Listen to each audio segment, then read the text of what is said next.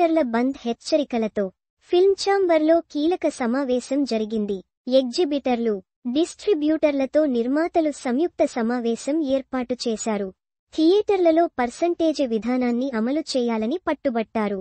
ఎగ్జిబిటర్లు percentage విధానం అమలు చేయకపోతే జూన్ 1 నుంచి థియేటర్లు బంద్ చేస్తామని ఎగ్జిబిటర్లు ఇప్పటికే హెచ్చరికలు జారీ చేశారు.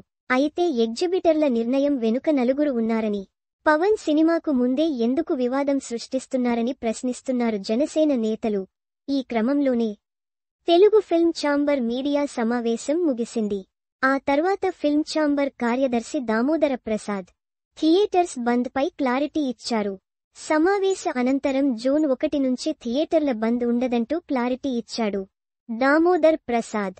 అలాగే 3 సెక్టార్ల నుంచి ఒక కమిటీ వేస్తున్నామని, నిర్ణీత సమయంలోగా మా సమస్యలను పరిష్కరించుకుంటామంటూ చెప్పారు.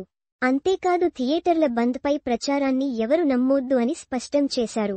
అలాగే థియేటర్ల బంద్ ప్రచారం పరిశ్రమలో అనేక అవాంతరాలను సృష్టించిందన్నారు. సినీ పరిశ్రమలోని సమస్యలను ఎవరు పరిష్కరించలేరని, తమకు తామే పరిష్కరించుకోవాలని ఆయన చెప్పుకొచ్చారు. మరిన్ని వీడియోల కోసం ఇక్కడ క్లిక్ చేయండి. Also watch. ఇద్దరూ ఒకే లైన్లో, పూనకాలు గ్యారెంటీ, ఏడుపుగొట్టు సినిమా అంటూ కామెంట్. దెబ్బకు హీరో వైరల్. చడి చప్పుడు కాకుండా విధ్వంసాన్ని మొదలెట్టిన చిరు. వెళ్లి నాన్న కాళ్లపై పడాలని ఉంది మంచు మనోజ్. ఎమోషనల్ ఉన్నట్టుండి అఫీషియల్ అనౌన్స్మెంట్.